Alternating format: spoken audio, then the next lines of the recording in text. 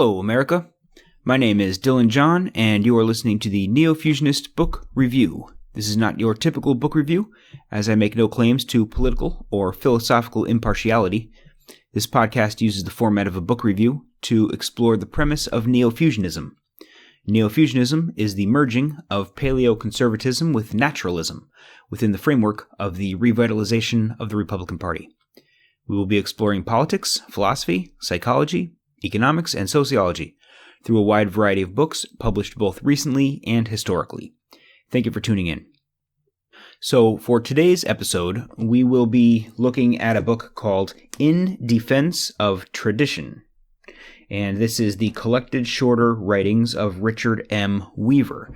Richard Weaver was a writer and a professor from, he wrote primarily from the late 40s until he passed away in 1963. He was a contributor to National Review, Modern Age, and some other conservative publications, primarily during the 1950s. And so the book we have here today collects his shorter writings. He wrote a book called Ideas Have Consequences. We'll probably be covering that at some point. He also, I believe, had a book that was a collection of essays, and this book here collects all the other writings that he's done, all the other essays that he's written that have not previously been collected in a volume specifically for him. So it's over 750 pages. There are quite a few essays in here. There are also quite a few book reviews. I'm not really concerning myself with his book reviews. I think that might be a little over the top to be reviewing his reviews. I'm concentrating on the various essays that he's written, and I'm going to do my show a little bit differently today. Last time, when we talked about Being in Time by Martin Heidegger, I didn't read anything from the book because I didn't feel like it would be a good listening experience because it's difficult to comprehend, especially if you're jumping in partway through trying to follow what he's saying. This book is very different. Weaver is an excellent writer, and he writes clearly, and I don't know as though I could really paraphrase or summarize things any better than he lays them out himself. And it's such a long book, as I was going through it, I found a whole load of things, ultimately, I believe, 14 different sections, each from a different essay, I believe, that I had earmarked as something that I wanted to cover in this podcast. Normally, I will read 3 or 4 sections, maybe 5, and talk about each section that I read. 14 sections is going to take a long time. I considered maybe doing a part 1 and a part 2. I considered maybe I should just pare this down and only pick a few of my favorites. What I ultimately decided to do, I've set aside all the parts I want to read, and I'm just going to straight up read to you guys for a while. I'm going to jump around from essay to essay from these different sections that I've notated. I've arranged them in a way that I think is going to be somewhat logical. So when you're listening, it should hopefully just flow from one section, from one essay to another. We'll see how that turns out, but that's what I'm hoping to do. Well, that's what I'm going to do. I'm hoping that it all makes sense and that it's entertaining to listen to. As I said, I think he's a good writer, so I think that you should be able to just listen to me read his writing, and it should hopefully flow pretty well. And then after I'm done, I'll probably make a few comments on what I've read, but not an awful lot because, again, this is very self-explanatory. But I am going to make a note now that there are some parts of this book that I didn't really agree with. I find that with pretty much every book.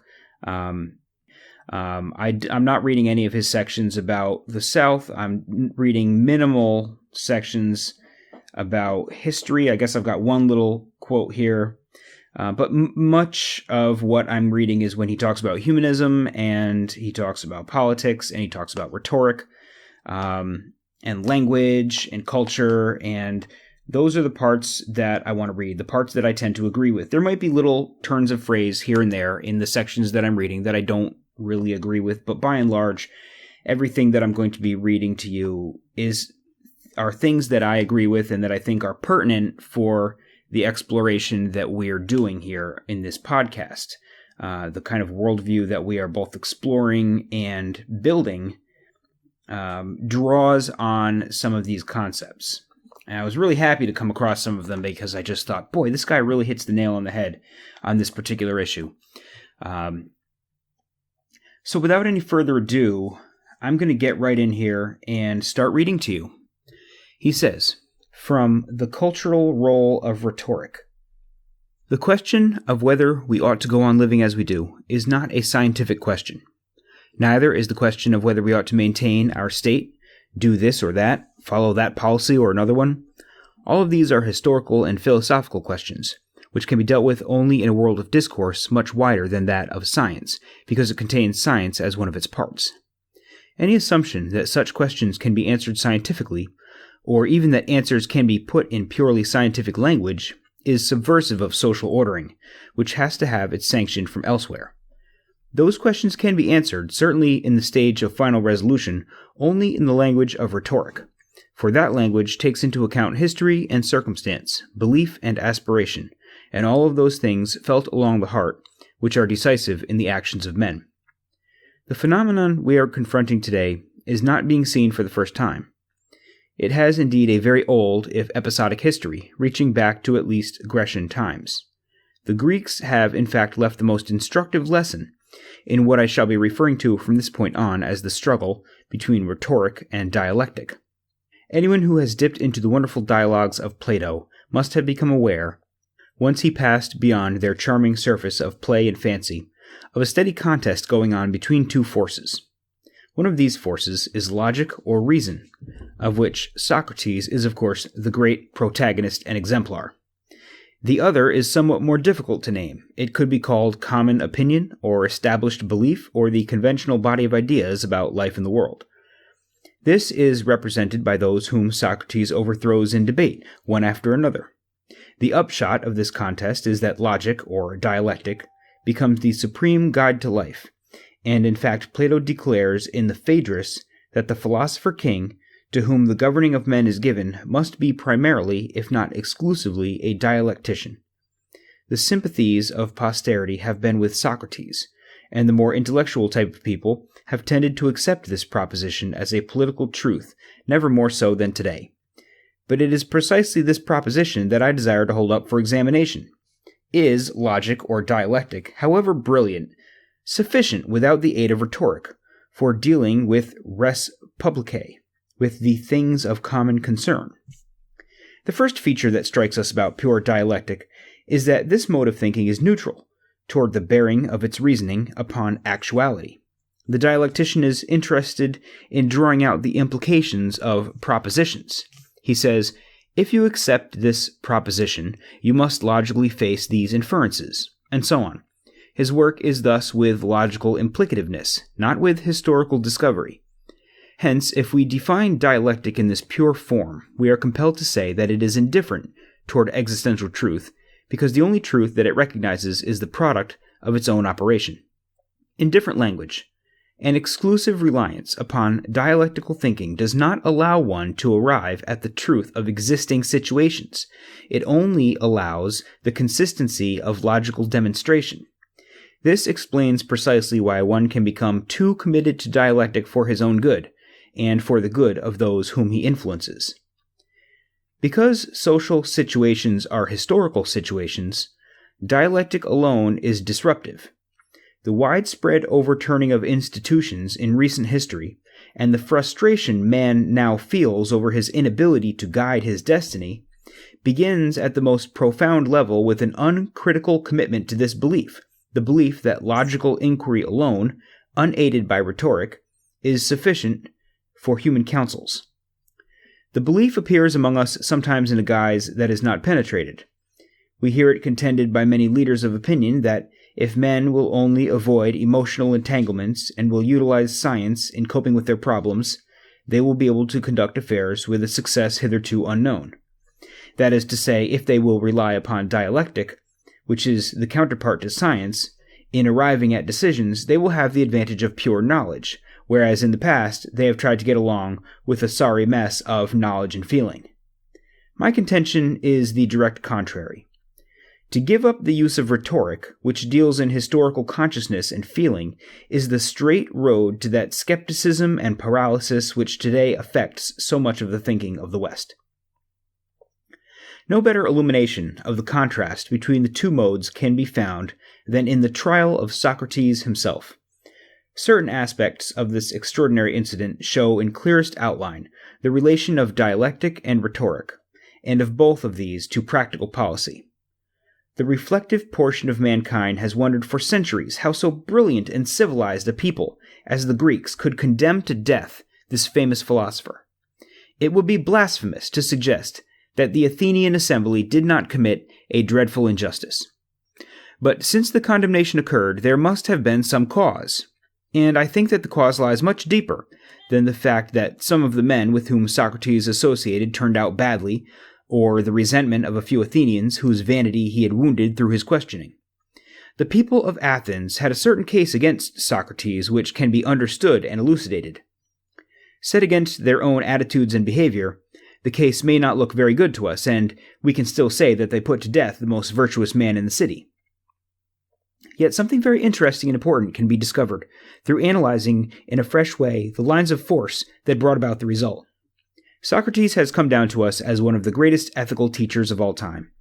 But by the Athenians who indicted him, he was charged with being a subverter and a corrupter. Before we set down these two ascriptions as wholly incompatible, let us remember that Socrates was also the greatest dialectician of his time. We who study him at this remote date are chiefly impressed with the ethical aspects of his teaching, but those who listened to him in Athens may have been more impressed by his method, which was that of dialectic. By turning his great dialectical skill upon persons and ideas, Socrates could well have engendered the feeling that he was an enemy of the culture which the Greeks had created. He was in one sense, of course, the highest expression of it, but the kind of skill he brought to a peak of development needs harmonizing with other things. As I have previously stressed, when a dialectic operates independently of the facts of a concrete situation, it can be destructive. A dialectic which becomes irresponsibly independent shatters the matrix which provides the basis of its operation. In this fact must have lain the real source of hostility toward Socrates. The issue comes to a focus on this. Socrates appeared to be a teacher of virtue, but his method of teaching it did not commend itself to all people.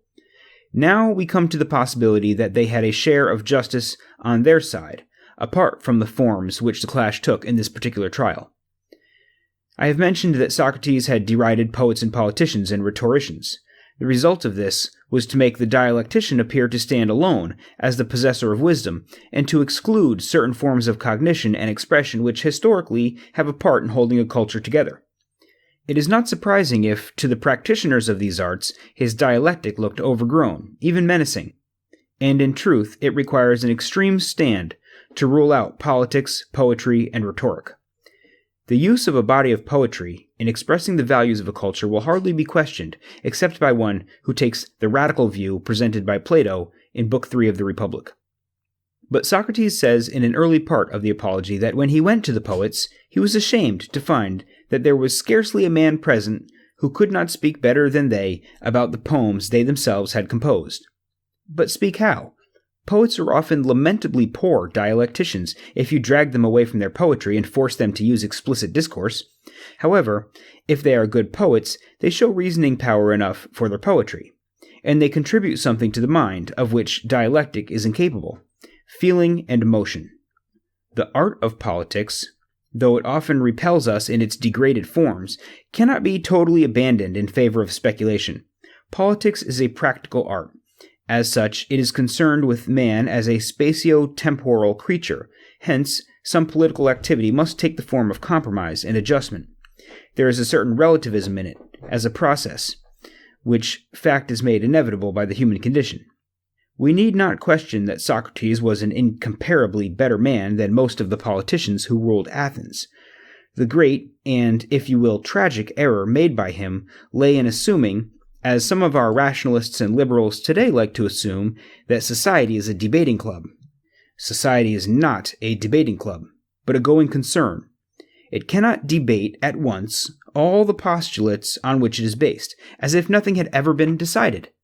Certain issues it has to bring up and resolve from time to time, of course, but to assume that none of its problems are any nearer solution than they were at the beginning is to confess total failure and invite chaos. Certain questions have to be regarded as settled questions, and certain policies, with a great weight of tradition behind them, have to be regarded as above the impertinence of rationalistic games. Here is where the rhetorician brings the resources of his art to bear. The fact that Socrates had aroused the rhetoricians against him lends significance to this. We have seen how he loved to indulge in raillery against speechmakers. Now it is one thing to attack those who make verbal misleading their stock in trade, and it is another to attack rhetoric as an art. Rhetoric is designed to move men's feelings in the direction of a goal. Therefore, it is concerned not with abstract individuals, but with man in being. Moreover, these men in being it has to consider in relation to forces in being. Rhetoric begins with the assumption that man is born into history. If he is to be moved, the arguments addressed to him must have historicity as well as logicality. Dialectic is epistemic and logical. It is concerned with discriminating into categories and known definitions. While this has the indispensable function of promoting understanding in the realm of ideas, by its very nature it does not tell a man what he must do. It tells him only how the terms and propositions he uses are related. It permits him to use the name of a species as a term without ever attending to whether the species exists and is therefore a force in being. That might be sufficient if the whole destiny of man were to know, but we are reminded that the end of living is activity and not mere cognition. Dialectic, through being rational and intellectual merely, does not heed the imperatives of life which help give direction to the thought of the man of wisdom. The individual who tries to make his approach to life through dialectic alone does violence to life through his abstractive process. At the same time, he makes himself antisocial because his discriminations are apart from the organic feeling of the community for what goes on. From this it follows that the dialectician is only half of a wise man and something less than a philosopher king, inasmuch as he leaves out the urgent reality of the actual, with which all wise rulers and judges know they have to deal. The conclusion to which we are drawn is that a society cannot exist without a social bond, nor a social bond without rhetorical impulse. There are some things which the community needs to believe, and these beliefs come to us couched in rhetorical terms, which tell us what attitudes to take. To put them to the test of dialectic alone, leaving out the accumulated pressure of history, is to destroy the basis of belief, and thus to remove the source of cohesiveness. The crucial defect of dialectic alone is that it ends in what might be called social agnosticism. The dialectician knows, but he knows in a vacuum. Or he knows, but he is without knowledge of how to act. Unless he is sustained by a faith at one end or the other, unless he embraced something before he began the dialectical process, or unless he embraces it afterward, he remains this inassimilable social agnostic. Society does not know what to do with him, because his very existence is a kind of satire or aspersion upon its necessity to act. Or it does know what to do with him in a very crude and unpleasant form. It will put him away. Those who have to cope with passing reality feel that neutrality is a kind of desertion. In addition to understanding, they expect some motive for action, and we must concede them some claims to this. In thus trying to isolate the pure dialectician, we have momentarily lost sight of Socrates. We must recognize that he did not, in all his acts, evince this determination to separate himself from the life of his culture. He served the state loyally as a soldier, and he refused the opportunity to escape after the state had condemned him. His reasoning, in some of its lines, supports the kind of identification with history which I am describing as that of the whole man. Still, the indictment, too much of a dialectician, has not been quashed. The trial itself can be viewed as a supremely dramatic incident in a far longer and broader struggle between rationalism on the one hand and poetry and rhetoric and belief on the other. This conflict reappears in the later battle between Hellenic philosophy with its rationalistic bias and Christianity, which ended after centuries in a sweeping victory for the latter. Christianity provided what Greek dialectic had left out. It spoke to the feelings, and, what is of paramount significance, it had a background of historical fact. The Christian always had the story of Jesus with which to start his homilies. This was the great exemplum, or example. He could argue from a fact, and this at once put him on grounds to persuade. Aristotle observes in his Rhetoric that in conversing with the multitude we do not aim at fresh scientific demonstration. We rest our arguments on generally accepted beliefs and principles, or, broadly speaking, upon things received. Practically, the victory of Christianity over Hellenic rationalism bears out the soundness of this insight. The Christians have always worked through the poetry of their great story, and through appeal to many facts as having happened, for example, the lives of martyrs and saints. Dialectic has been present, for it is never absent from rational discourse, but poetry and rhetoric were there to make up the winning combination. In summing up, we can see that dialectic, when not accompanied by historical consciousness and responsibility, works to dissolve those opinions and feelings and evaluations which hold society together. It is even contumacious towards the given, ignoring it, or seeking to banish it in favor of a merely self-consistent exposition of ideas. It is without commitment to practical realities, and it is therefore revolutionary. The divergence today between conservative and radical policies and the policies of totalitarian radicalism can be well marked out by this line. The one attempts a full cognition of the realities before deciding how far a principle is applicable. The other looks upon the principle as self-vindicating and tries, usually at great cost and loss, to impose it upon a resisting world. From Concealed Rhetoric in Scientistic Sociology. Practically everyone grants that not all of the terms in our vocabulary refer to the same kind of thing. The difference between those which refer to positive entities and those which refer to dialectical ones is of decisive significance for the investigator. Positive terms stand for observable objects, capable of physical identification and measurement. They are terms whose reference are things existing objectively in the world, whose presence supposedly everyone can be brought to acknowledge. Rock, tree, and house are examples. Positive terms thus make up a physicalist vocabulary inasmuch as they represent the objects of sensory perception, even when these have to be noted by dials and meters. Properly speaking, there cannot be an argument about a positive term, there can only be a dispute, which is subject to settlement by actual observation or measurement. Dialectical terms come from a different source because they take their meaning from the world of idea and action. They are words for essences and principles, and their meaning is reached not through sensory perception, but through the logical processes of definition, inclusion, exclusion, and implication. Since their meaning depends on a concatenation of ideas, what they signify cannot be divorced from the ideological position of the user as revealed by the general context of his discourse. A scientist, as we have noted, locates things in their empirical conjunction, but the user of dialectic must locate the meaning of his entities in the logical relationships of his system, and hence his discovery of them cannot be an empirical discovery. For this reason, we say that the meaning of justice or goodness or fair play is not found, but rather arrived at. It is implied by the world of idea and attitude with which the user started.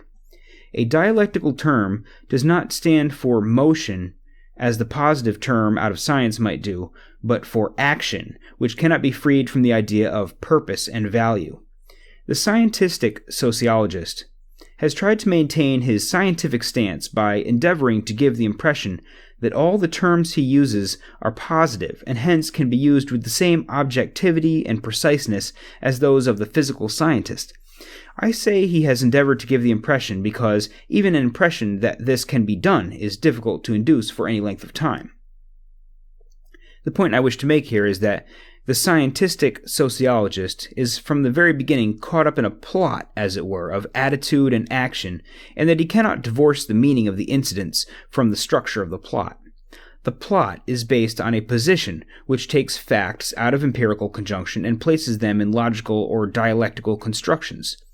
He is therefore not dealing in positive words that have a single fixed meaning when he uses terms that depend on a context for their signification. Another way of expressing this is to say that the terms of his vocabulary are polar in that their meaning changes according to what they are matched with. And since the sociologist has the opportunity to match them with almost anything, he is not dealing with scientific invariables when he talks about the underprivileged or a social problem. He is being an ethical philosopher from the beginning, with the responsibility which that entails. From the role of education in shaping our society. Education begins with our tenderest years, and according to some, it never really ends, although after maturity, it usually becomes less systematized and more self-administered. All the while, it is doing something to our minds and conditioning our personality. Its effects indeed come home to men's bosoms and their businesses. It would be a very light-minded nation, consequently, which would take education lightly. I am certainly not one of those who confuse intelligence with the ability to read, or think that only those with a college diploma have the right to succeed. Nonetheless, it is undeniable that more and more positions of leadership in all the walks of life are going to those who have been educated in institutions and often educated for a very long time. The bearing of the nature of our education upon the nature of our society is therefore obvious, but here a certain amount of definition is necessary. In dealing with the term society, I give it a much broader meaning than a particular political form or a limited historical period. In a sense that is very real, our society goes back 2,500 years. We are the heirs of a fairly uniform tradition of wonderful richness coming from Rome, Greece, and Judea. In our antecedents are the gifts of the Hebrews and later the Christians for a spiritual life and intensity which have resulted in our belief in the reality of the inner man. There are also the gifts of the Greeks for art and philosophy and the genius of the Romans for government. We have derided much more than is usually acknowledged from the European Middle Ages. The Middle Ages created the first universities and other institutions far from contemptible. All of these things stream down to our present time to constitute what we can proudly call Western culture. A culture is a deeper, more far-reaching, more subtly pervasive thing than a form of government or any institution. To place matters in the real order of causation, it would be accurate to say that our form of government is an outgrowth of our society, and our society an outgrowth of our culture. For this reason, when we talk about preserving or improving our society, we must think about preserving the culture, which is its intellectual and spiritual source. A people does not enjoy a republic, at least for very long, unless the idea of a republic is somewhere forcefully expressed in its culture. And similarly, ideas of justice and law spring from the general cultural consciousness. A Japanese of my acquaintance once observed to me that the reason the Japanese sound empty and inept when they try to talk about democracy or some other Western concepts is that these concepts simply have no cultural history with them. It is not so much a matter of willing or not willing. The substance is just not there to give the words the inner content and force they have with us. I do not cite this in a critical sense, but only to establish the fact that cultural heritages enter profoundly into a people's very way of thinking. No doubt the Japanese have concepts of their own nurturing which we appear extremely inept in handling. Here is all the more ground for saying that a people should not try to trade cultures, nor pretend that their own has no special significance. A person clings to his own culture as he clings to his identity, which he would not, at bottom, trade for anyone else's. I do not quite agree with Plato that the state or society is merely the individual writ large. The comparison is a little too neat to get in all the perplexities of the case. There is a danger in hypostatizing society in this way, or treating it as something above or apart from the constituting individuals. The unique individual is the primary reality. Nevertheless, a society is going to reflect what the individuals in it have been taught, and unless they have been taught something about its integrity, it is not going to endure. I do not mean integrity here in the connotation of honesty. I mean integrity in the sense of wholeness. The more I reflect upon that problem, the more clearly I see that societies survive as integers, or they do not survive at all. That is to say, they survive as distinct wholes or unitary creations with their own constitution, their own outlook, and their own order of values. The moment they declare themselves to be open to every outside influence and suggestion, that is the moment they take a slow poison which will eventually undo them. A prime educational goal, therefore, must be the preservation and transmission of our cultural past as something worth preserving in its integrity. There are plenty of people about today who seem ready to ignore this, to disparage or to sell at a knockdown rate our Western culture. But I must repeat a conclusion I am very sure of. A culture, a nation, or a society which loses confidence in its right to an identity loses the will to live, and where there is no will, nothing can be done. This raises at once the question of whether education, in its fundamental orientation, should be political. My answer to that would be a straightforward no, if by that term one means political in the narrow ad hoc sense. An education in the student's cultural tradition is not political. In fact, it is the only kind of education that does not presume political ends. An education in the cultural heritage is an introduction to things enacted, realized, made historical, and become traditional, in contrast with those things which are merely proposed, wished for, or sponsored by some pressure group. From Individuality and Modernity. I have not thoroughly tested the representation I am now going to make, but it seems to me that man is happiest, in a sense which would include spiritual happiness, when he enjoys a kind of equipoise of status and function, or of being and action. His status at any moment enables him to know what he is or who he is, and his function keeps him in relation with the process of human activity. In other words, the man of developed personality and achieved well-being is somebody and can do something. When these two properties are in balance in the individual, the ensuing condition can be described by that beautiful word, euphoria. An excessive inclination toward either status or function is upsetting. To rely wholly upon one's status, to stay wrapped up in it and suppose that it answers every need, leads to debility and sterility. It is a condition often observed in decadent aristocracies and in any individual who has long been overprotected by status. It is not against this, however, that the present age needs warning, for its excess lies at the other end. We have gone to the extreme of attaching importance only to function, while deriding the idea of status. The current feeling is that the measure of man is what he does, and everybody is to be judged by results, like baseball players or salesmen. At first glance, this has a plausible look. It seems honest, whereas the other does not. And indeed, there are situations in which measurement by accomplishment only is a very good corrective. We like to see presumptuous or unfounded status rebuked, and functional man seems to contribute more to the production of things. A more circumspective inquiry, however, will show that the idea of status, while certainly capable of abuse, is an important element in one's psychic well-being. It is natural and it is right for a man to wish to be seen as something more than he is at a random moment. He wishes to be known as an individual, and individuality requires historicity. If he has, by effort and sacrifice, won himself a position among men, that position is part of his being. When you touch him, you touch it.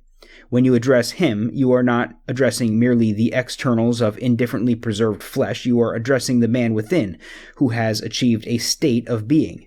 At some point in each life, owing to the inevitable ravages of time, one's functioning efficiency is lowered.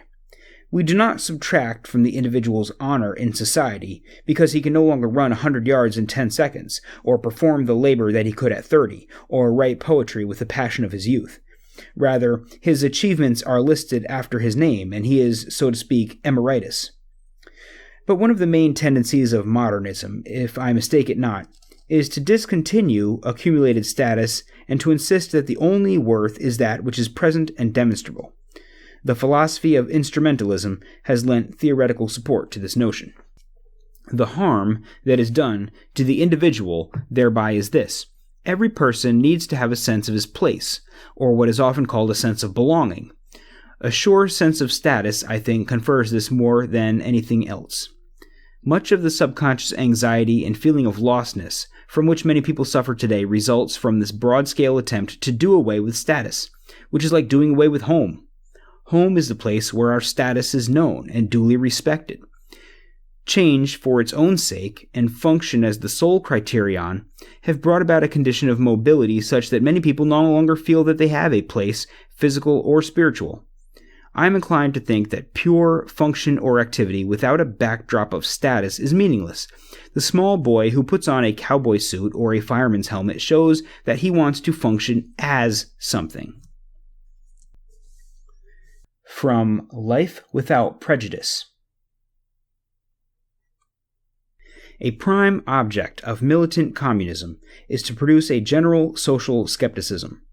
Not that the communists are skeptics themselves. They are the world's leading dogmatists and authoritarians.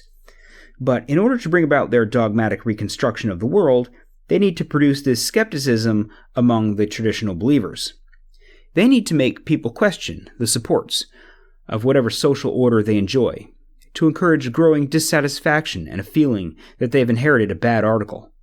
The more subtle of them realize, no doubt, that people can be made to forget how well a system is working right under their noses if they can be allured and distracted with pie in the sky. The communist version of pie in the sky shall be dealt with in a moment when the logical method is considered. Just now I emphasize this unfixing of faith as one of the steps in a large-scale and, it must be confessed, cunning plan. This worldwide revolutionary movement, openly conducted in some countries, operating from hiding in others, wants, first of all, to clear the ground.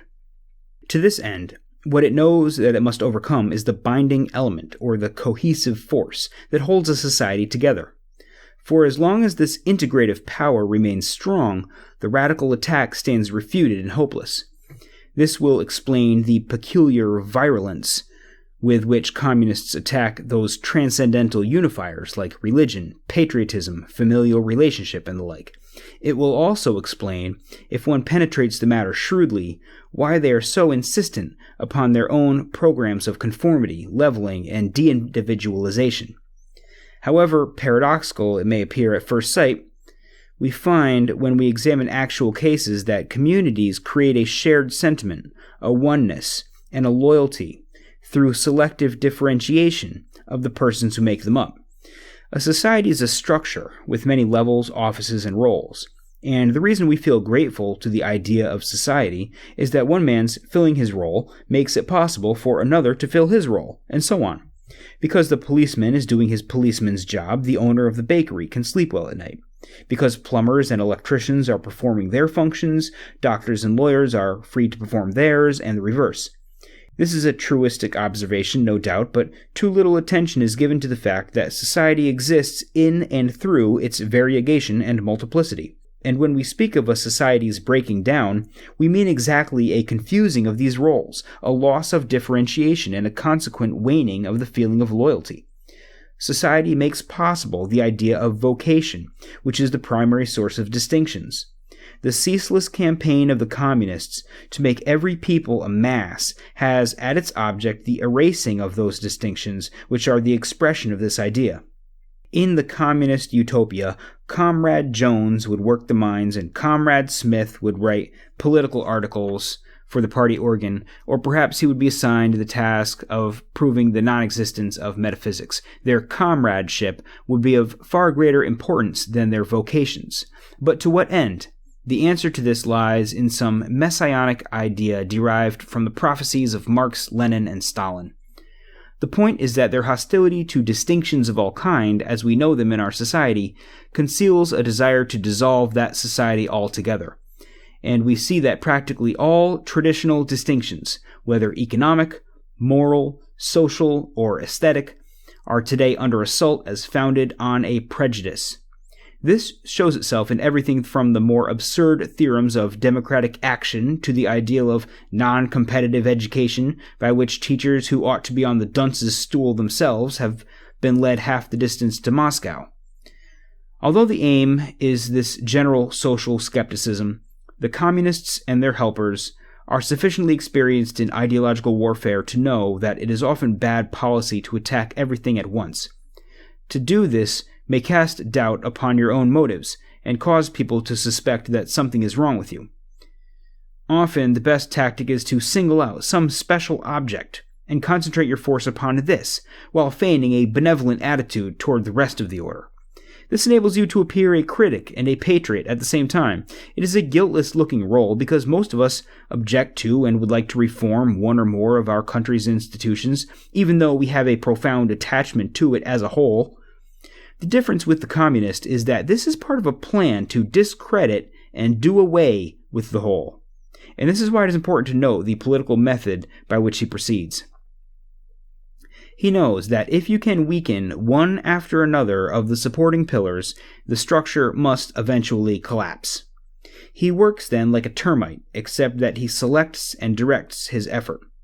First things first, and one thing at a time. He chooses some feature of an order where there is a potential of resentment, or he may choose some feature about which people are simply soft-headed, that is to say, confused or uncertain.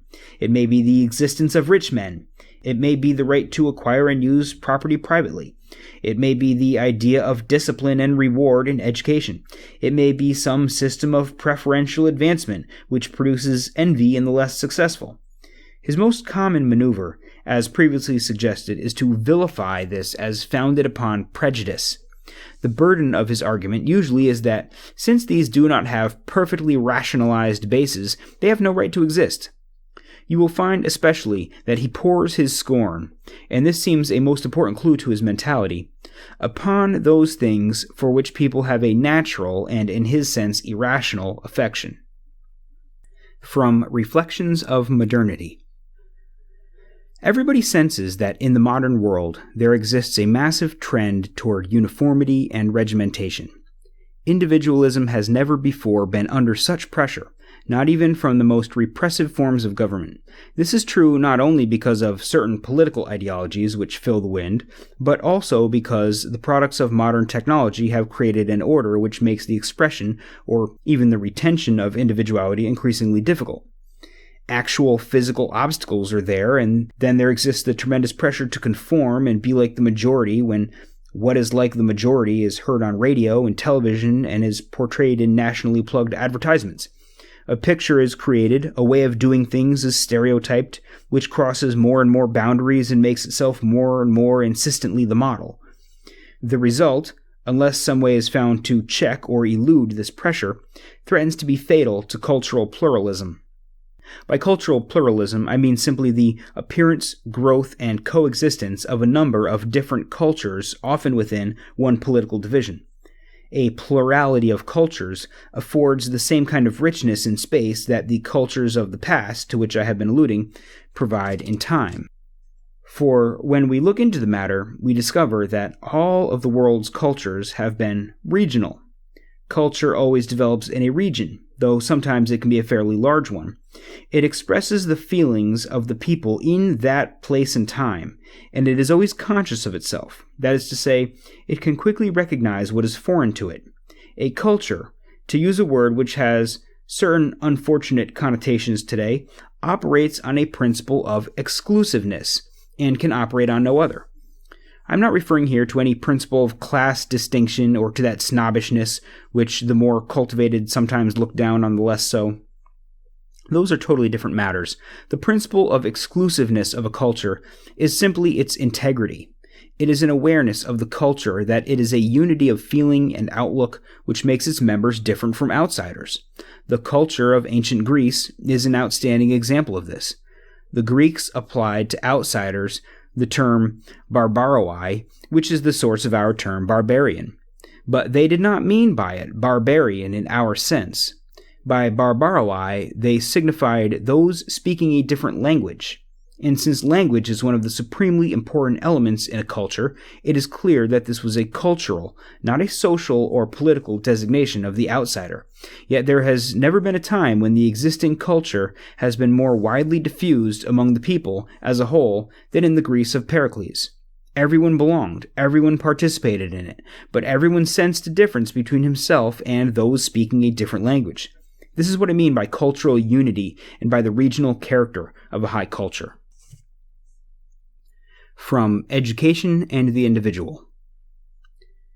Individuality should not be equated with a mere set of idiosyncrasies.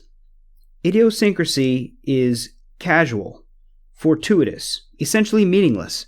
No enlightened believer in individuality rests his case on anything as peripheral as this.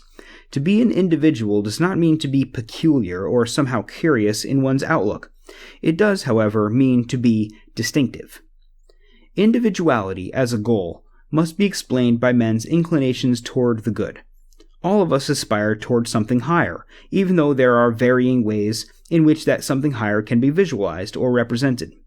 Whether one is prone to accept an ethical humanism, a tradition of religious principles, or a creed having its authority in revelation, the truth cannot be ignored that man is looking for something better, both in himself and in others. But because different persons have, through their inheritance, nurture, and education, different faculties, they have different insights into the good. One man is deeply and constantly aware of certain appearances of it, another of others, and sometimes these differences are so great that they lead to actual misunderstanding.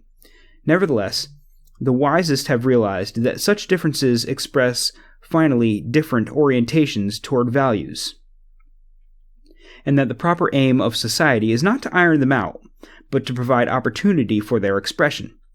Variations appearing in these forms do not mean simply that one man is right and another wrong. They mean that the persons in question are responding according to their different powers to apprehend an order of reality. In this kind of perception, some persons are fast movers, others are slow but deep.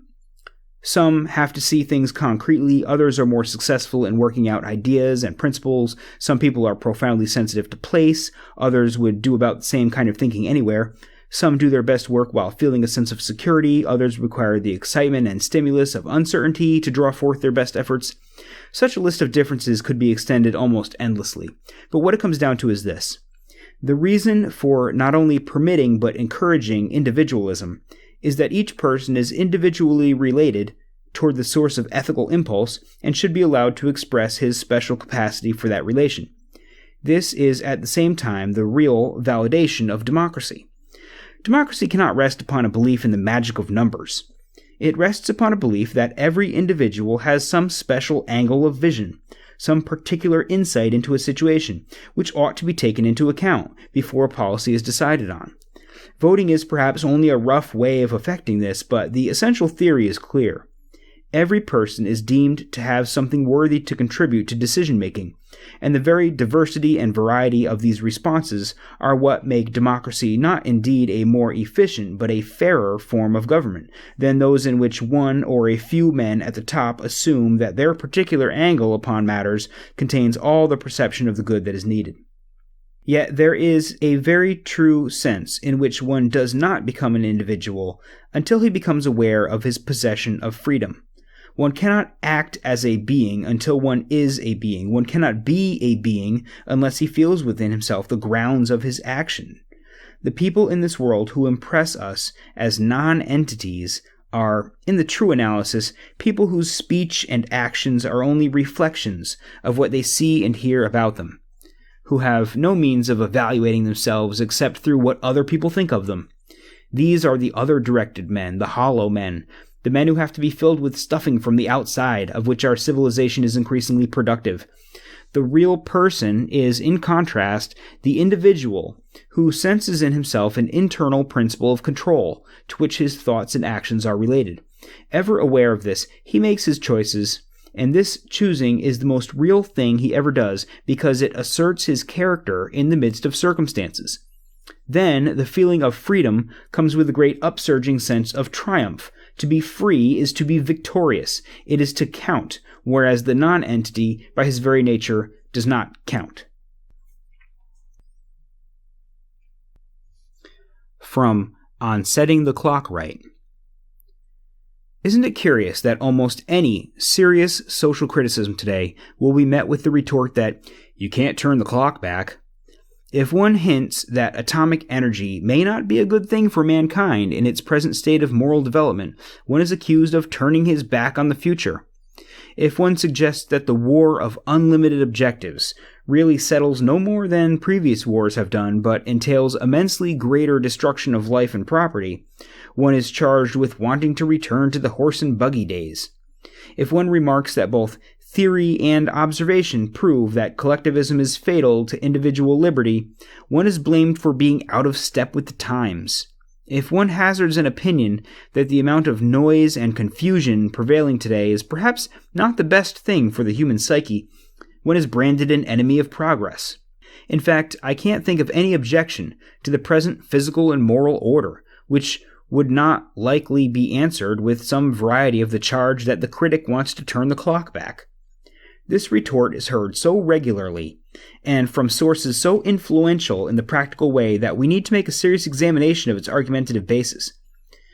What is it that leads people who in other matters may exhibit good intelligence to suppose that they have an argument in the idea that you can't turn the clock back? What is it that allows them to imagine they have the clincher in any debate over conduct or social policy when they assert that the future dictates a certain line of action to which alternatives are only futile attempts to move back the hour hand? As always, in situations of this kind, one has to look for the hidden assumptions. But before entering upon an analysis of these, let us note that there is one fact upon which both sides agree. This is that there is at least one important difference between the past and the future, which is that the past has been objectified and the future has not. What this says is simply that the past has happened. The past exists in the form of history. It is something we, in a sense, possess, something we can examine and appraise. Within the limits imposed by historical reconstruction, we can know it for what it was. A statement about the past thus differs in nature from one made about the future. It is subject to a kind of testing, unless we have succumbed to a complete skepticism about the possibility of knowledge, whereas a statement about the future deals with something that does not exist, or, to be as exact as possible, does not exist in the same way. Obviously, if we regarded statements about the past and the future as equally and similarly provable, the whole character of human thinking would have to be radically altered, and horse races and presidential contests would lose their interest. What then is the assumption about the future of those who assert so peremptorily that you can't turn the clock back? Necessarily, they are saying either, 1, that there is an inexorable course of this future which has not happened, which has been disclosed to them but not to their opponents, or 2, that this future is their own subjective feeling, which they intend to transform into reality and to impose. For those who adhere to the second of these two assumptions, the future is not determined except in the form of their own feeling. When, therefore, they say that you can't turn the clock back, they are saying that we cannot proceed contrary to their feeling of how the future ought to be. One can sense this readily in the attitude of most communists. And going further, one can see that the communists have in fact inverted the order of reality. For them, the past, the only part of time that has been objectified, has no reality. The present is used by them only to promote the future, this accounting for their arrogance toward all existing institutions. Now, since they have an eye only to the future, they must look only to their subjective feelings. To them, this subjective feeling is the world that truly is, and all of the stubborn inheritances from the past that stand in the way of its realization are so much illusion. When, therefore, the advocates of collectivism tell us that we can't set the clock back because collectivism is the wave of the future, to have a mixed metaphor forced upon one, they are really telling us that nothing can withstand their feeling which they mean to make prevail. This is all there is to the argument. There is no necessity one way or the other. There are only desire and will, and their confidence that these are stronger in them than in us. From Conservatism and Libertarianism, the Common Ground. It is my contention that a conservative is a realist, who believes that there is a structure of reality independent of his own will and desire. He believes that there is a creation which was here before him, which exists now, not by just sufferance, and which will be here after he's gone. This structure consists not merely of the great physical world, but also of many laws, principles, and regulations which control human behavior. Though this reality is independent of the individual, it is not hostile to him. It is, in fact, amenable by him in many ways, but it cannot be changed radically and arbitrarily. This is the cardinal point. The conservative holds that man in this world cannot make his will the law without any regard to limits and to the fixed nature of things. Radicals and liberals sometimes try to knock the conservative off balance by asking, "What do you want to conserve, anyhow?" I regard this question as by now substantially answered. The conservative wants to conserve the great structural reality which has been given us, and which is on the whole beneficent. I might make this a little more precise by saying he wants to respect it, although of course respect must carry with it the idea of conserving. There is a famous saying of Francis Bacon which can be applied with meaning here. Bacon does not seem like the most likely figure to be brought into a defense of conservatism, but then every great thinker will say some things of general truth. Bacon declared that man learns to command nature by obeying her. The same holds true for the moral, social, and political worlds. One does not command these by simply trying to kick them over. One commands them as far as it is possible to do so or appropriate to do so by obeying them, by taking due note of their laws and regulations, and by following these, and then proceeding to further ends. Of course, the conservative does not accept everything that is as both right and unchangeable. That is contrary to the very law of life, but the changes that he makes are regardful of the forms that antedate, overarch, and include him. The progress that he makes, therefore, is not something that will be undone as soon as his back is turned. The attitude of the radical toward the real order is contemptuous, not to say contumacious. It is a very pervasive idea in radical thinking that nothing can be superior to man. This accounts, of course, for his usual indifference or hostility toward religion, and it accounts also for his impatience with existing human institutions. His attitude is that anything man wants he both can and shall have, and impediments in the way are regarded as either accidents or affronts. This is very easy to show from the language he habitually uses. He is a great scorner of the past, and is always living in or for the future. Now, since the future can never be anything more than one's subjective projection, and since he affirmed that he believes only in the future, we are quite justified in saying that the radical lives in a world of fancy. Whatever of the present does not accord with his notions he classifies as belonging to the past, and this will be done away with as soon as he and his party can get around to it, whereas the conservative takes his lesson from a past that has been objectified itself. The radical takes his from cues out of a future that is really the product of wishful thinking. From conservatism and liberalism. People who are willing to accept the name conservative are not infrequently asked, as if it were an overwhelming question, "What is it that you wish to conserve?" The more I meditate upon this, the more it seems to me that the answer is an obvious one.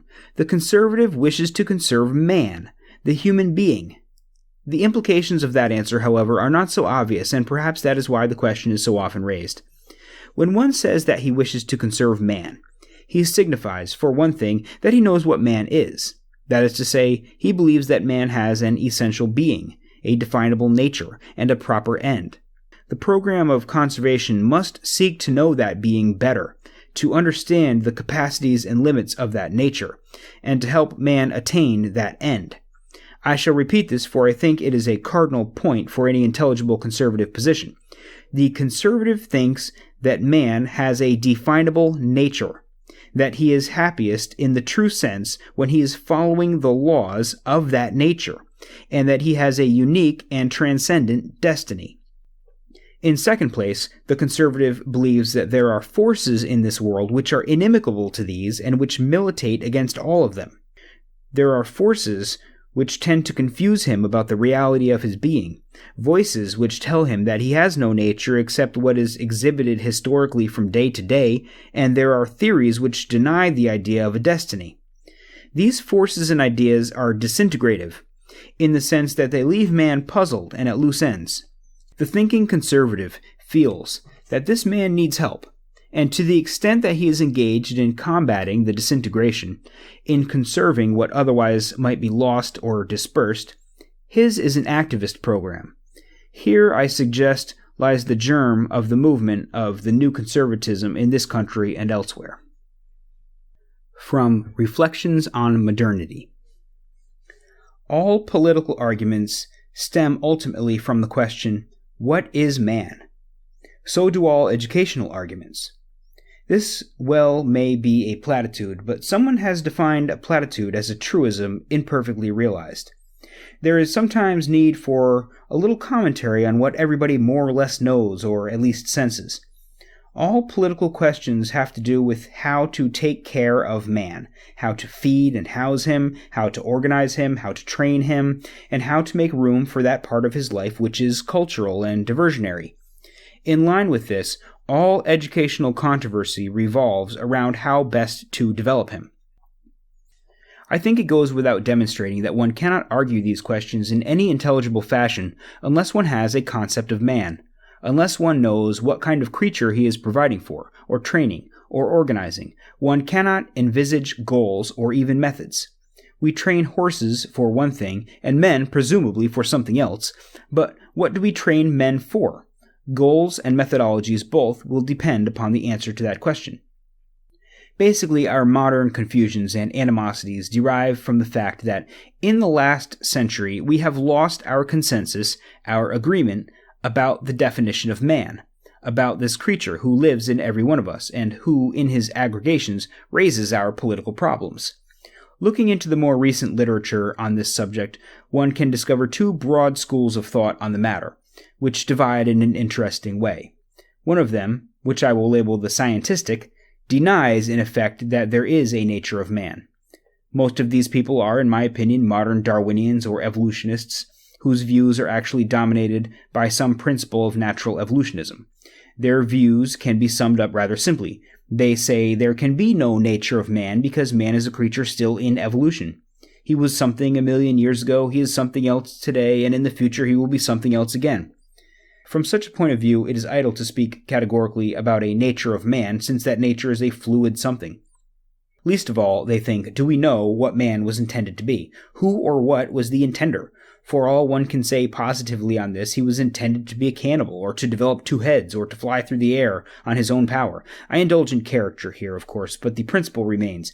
If man is simply a product of natural forces, and if nature has no teleology, no end in view, it is as reasonable for man to develop one way as another, and you really cannot say what form of man is more or less like man. All you can do is note what you have got at the latest stage of the evolutionary trend.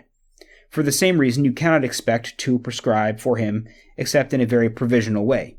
Now, this kind of thinking is by no means found only among those who study the sciences, and indeed their handling of the problem is usually more intelligent than that of some of the followers they seem to have picked up. I find it infiltrating more and more into works of political science, sociology, and even history. One encounters among some historians a surprising readiness to turn things over to historical forces. They are not very clear about what these are, but they think that man has no choice but to go along and make the best of whatever is in store for him. Standing in contrast with this view is a much older one, which can properly be labeled the traditional theory. This theory depends not upon scientific induction and deduction, but upon what I would call an image. It is possible, say the traditionalists, to have an image of man, and an image, as the word immediately suggests, is something arrived at through the imagination. This is not to say that it is a work of fiction. It is imagined, but not imaginary. It is a product of our total awareness of what man has been, is now, and the indispensable component of the picture, what man ought to be. This last component has been regularly supplied by religion, though there are certain other ways of arriving at it. When the psalmist asked the question with which we started, "What is man?" he suggested the answer with an interesting clause of result, that thou art mindful of him. If one proceeds in this fashion, one takes the oldest and most widely received view of the subject, which is that man is a creature in whom a creator takes a special interest, and whom he holds to a standard of responsibility. No one could hope in the course of a short speech to adjudicate in detail between these two positions, each of which is, in its way, massively supported. But I mentioned at the beginning that I am offering only reflections. Therefore, let me suggest just this about the rival cases. The naturalist says to the traditionalist, you cannot show any acceptable source or authority for what you say is the nature or the image of man. To which the traditionalist might reply, maybe I cannot, but in the absence of a vision or intuition of what man is supposed to be, you cannot show any ground for why he should behave in one way rather than another, and ethics and rational politics go out the window. As we leave them here in this unresolved argument, I may add that the second position is the one generally assumed by the conservative. He maintains that there is a nature of man which can be known and which, in its better part, ought to be conserved.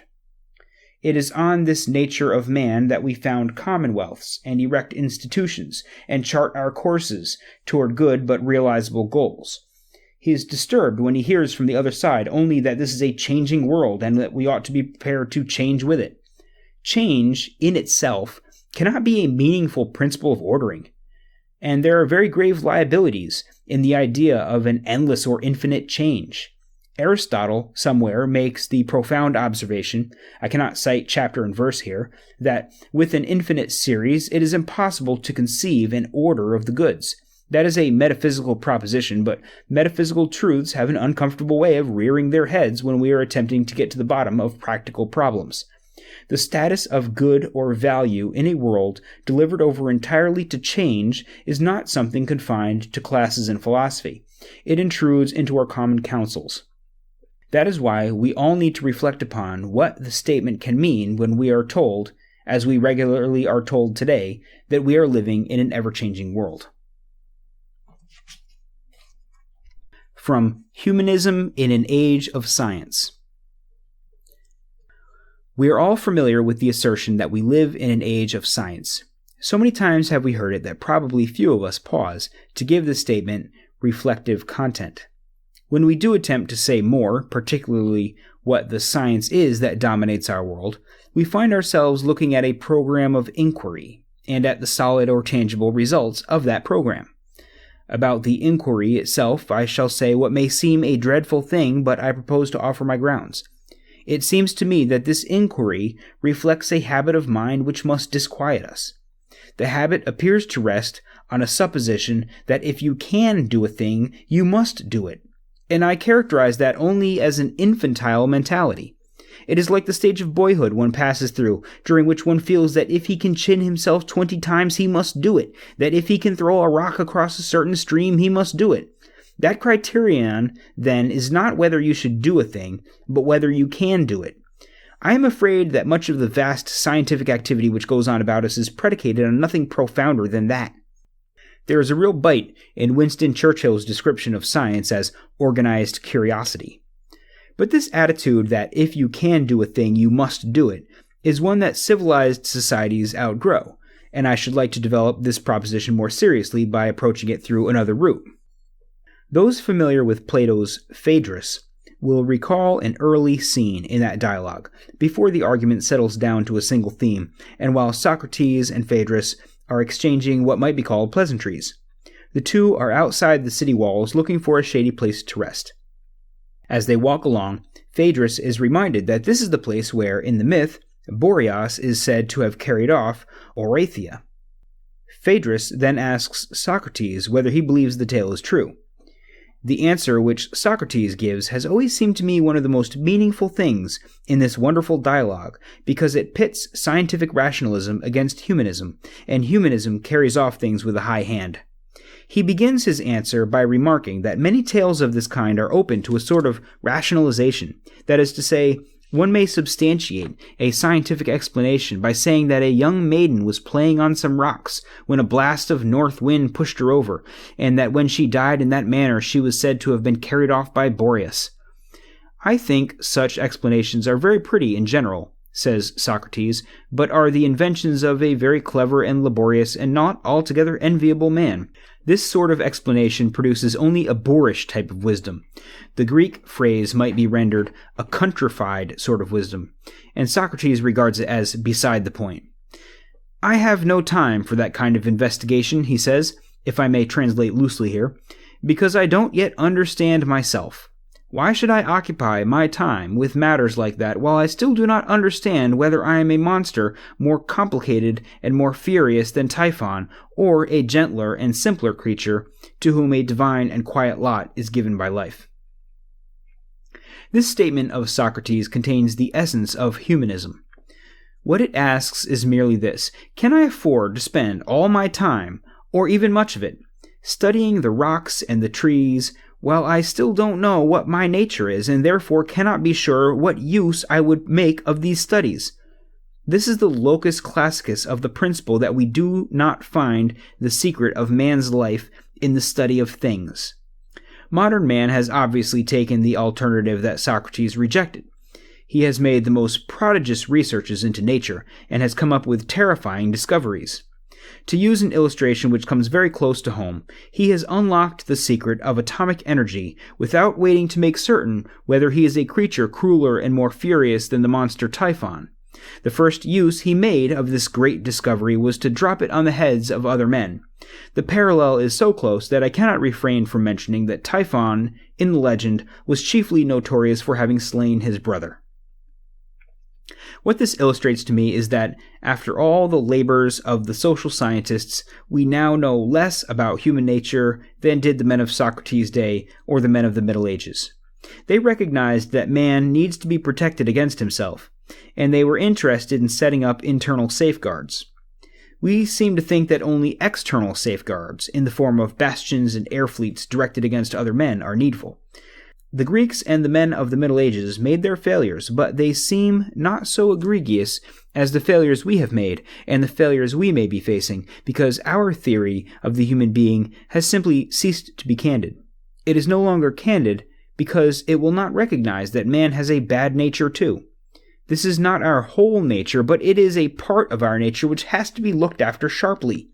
Humanism studies man as expressed through his whole nature, including his motivation, and that is why it seems to some now, as it seemed to Socrates that day in Athens, to have a prior place in the course of inquiry. A pamphlet issued by the Office of War Information during World War II bore the subtitle, "Science at War." The first time I saw it, I felt, how anomalous. Science cannot be at war. And certainly if someone were to conceive the slogan "art at war," there comes at once a great outpouring of aesthetic theory to prove that art cannot go to war, or that such part of it as does ceases by that act to be art. But the code of science is different, and the more I reflect upon the subtitle, the more I suspect that it is one of those locutions through which the truth slips out while we are trying to say something else. For the very fact that science has declared an implacable sort of warfare upon the unknown, upon space and time, makes us again wonder whether its aims are not hostile to our peace. It tends to set up a world of such brittle relationships that if one part gets a sharp knock, the whole flies to pieces. One certain result we can see is an increasing rigidification of our world. If there is a sneeze in Siberia, it disrupts something in Patagonia. The shock absorbers have been removed. We used to look upon space and time as cushions which protected us against phenomena we did not wish to intrude. But science seems to have declared war on both, and both are being cut down so that everything has a new proximity. Here I would suggest that a mind to which everything is present at once is a mind gone many steps toward madness. As human beings, we can't stand that kind of thing. We can't stand to think of all our troubles at once, or even of all the things we have to do next week at once. To do so unsettles us or makes us frantic, but this is what the new structure given our world by technology tends to make us do. An uprising in Indochina or Malaya jolts as severely in Washington as it does in Hanoi or Singapore. And this is true, we are told, because science has made the world one. Things are put upon an all-or-nothing basis. We must have permanent and indivisible peace, or we must have universal war. This sort of rigor, this sort of spectacular inclusiveness, appeals to some natures, but I question whether it is a healthful development. I suspect rather that true union is through a kind of grace, and not through an unbearable tension. This sort of unity that science, at least in its applied version, is giving the world, is the unity of a rigid mechanism. I've already introduced the second division of my topic, which is the tangible products of this great program of inquiry, and what they do to us as well as for us. Here I intend to focus upon the machine as a special construct of science, and upon its reputed benefits. There is no need for me to make a canvass of these. Every speaker who dilates upon the theme of progress reminds us of how many machines we have, or how the face of the earth has been changed through the application of mechanical power, of how modern life is sustained by a great network of energies. I shall merely summarize, and remind you that we do live in a mechanized world and that many circumstances of that world cannot be explained apart from the fact. Yet there is one aspect of the machine's existence which I think has not been sufficiently noticed by social philosophers. This is what I shall call the moral role of the machine. Here I seem to be dealing in anomalies myself. The machine is not supposed to have a moral nature, and in the conventional way of thinking, of course, it does not have. The conventional approach is to represent the machine as an innocent, almost as an injured innocent, since man has obviously misused it under many circumstances. The argument runs that the machine is a completely impartial agent. One can use it for good or for bad. It has no preference in the matter.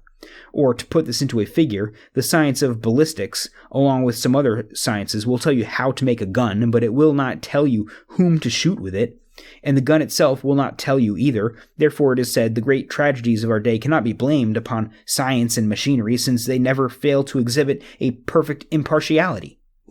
This argument seems valid up to a point, but it leaves out one consideration, and the omission of that permits too simple a conclusion. The argument says, to repeat, that the machine does not have a character, and hence cannot be good or bad. It cannot be principal or accessory in the acts where it has a part. Now, it is true that the machine does not have character, but it does have being, and being itself may be thought of as a kind of force. Allow me to make plain what I mean here by drawing on a concept from the field of military strategy. When military strategists go about planning the defense of a country, I understand that they speak of the armies, the fleets, and whatever the other countries may possess as forces in being. And these forces in being, although they are inactive and although they are the possessions of a nation at peace, nevertheless determine policy. That is to say, measures have to be devised which will take into account these forces in being, even though they seem to have a purely existential status. This means that a force in being cannot be treated as if it had no influence on the course of affairs, or if our word influence in its common acceptance does not quite state the idea, maybe I could say effluence, which means an outpouring, an outgiving of something. And what I am preparing to ask at this point is whether we would not regard the mechanical creations of science as a force in being. It is easy enough to say that they are neutral with regard to us, that they do not affect our course one way or another, but is this realistic in the sense of admitting all the factors that are at work? Does it take into account the effluence? We might use the automobile for a simple illustration. Most of us who have had the experience of owning an automobile have found that the simple existence of this piece of private property makes it relatively hard for us to get exercise. Not that the automobile has a moral character, not that it enters into a dialectic with us and tells us that we ought to ride when we know we have only 3 blocks to go. But there it is, sitting by the curb, such a masterpiece of ingenuity, that we are perhaps a little proud to be associated with it. Its simple being is a standing temptation to use it. The fact that it is there seems to induce us to find additional opportunities for its use. Now, what is true of the automobile in this everyday illustration may be broadly true of the great world of machinery created by technology. Certainly it does not tell us to use it for idle or wasteful or destructive purposes, but again, there it is, a force at hand, and the very least we can say is that it imposes an added strain upon human nature. I am afraid this is seen especially in the case of weapons of war, where the temptation to see how well they will work once they have been created is almost overwhelming. If then what I have outlined is even measurably so, then our living in this world which science has created calls for more heroism than other ages have demanded, and it is at least well to know what the requirements are. End quote. That's the end of that. There's quite a bit of material I read. I hope you stuck through the whole thing. I want to make a mention now that when he talks about the nature of man, as I was reading it, I did think, that I took note of it because I think that it's important to point out that conservatism embraces the concept of man having a nature. As opposed to man having no nature or being a blank slate, being putty in the hands of progressives or communists, as, this book was written in the 50s, and so you would speak about communists, whereas now we would tend to speak more about progressives, presuming there's a difference. But he talks about evolutionary theory as proposing that man has no real nature in this, and maybe on the scale of millions of years, it may be that man has no particular nature, but that's certainly well beyond the scale that we operate in. I mean, the nature of man is the same today as it was during the time of the Greeks. We have not evolved that much. We may have evolved slightly. I mean, the scale of evolution is not fast. And living creatures as a whole have a certain nature to them. And so long as we are living creatures, we're going to have a nature. And so I disagree with that characterization of his as presenting that the people who are postulating the lack of a human nature are doing so because of their grasp of evolutionary theory. I think that they're doing it because they have an ideology, and their ideology works best when they don't account for human nature, when they say that humanity has no real nature, therefore we don't have to take that into our consideration when we postulate our utopia. That's what I think it is. I don't think it's but this book was written in a time when, I mean, his description of liberals and communists, there's a fairly common thread that he's tying them to a sort of scientific perspective, whereas he's more of a religious person. And I know that the left and the liberals tend to be they claim to be, I should say, the party of science. In my opinion, they deny some fundamental scientific facts about human nature. That's why I wanted to bring that up, that he talks about human nature. I want to make human nature and a study of human nature a critical component of this podcast. And for that reason, I felt those were important points to bring up in reading and also in my commentary. I don't think I'm going to go into any more because this has been a long podcast. And I'm going to wrap it up. I guess I would give you the good old request to check out my Facebook page, give me a like, follow me on Facebook. That's my primary way of communicating. I'm also on Twitter, and my Patreon page. And you can find, I trust you guys to be internet savvy. I'm not going to give you all the details. Search me on the internet and you can find me. My Patreon page will help me get some of the new materials. I've got I've been hearing about a few new books that have been written that have caught my eye. And so, but I need the funds to be able to get these books and to be able to do the sponsorship programs or the marketing programs I'm trying to do to get the podcast out there to the world. So if you like what I'm doing, if you like the concept of neo-fusionism, which, I didn't talk about tremendously today, but trust me, the things I talked about today are going to be, I'm building this up episode by episode slowly, and this is all going to come together. This is irrelevant. And I'm putting together a theory. And if you like where this is going and you think it's important, then, please contribute to my Patreon page and help me do what I do. And so with that said, I guess I'll sign off and I'll see you next time around. Bye.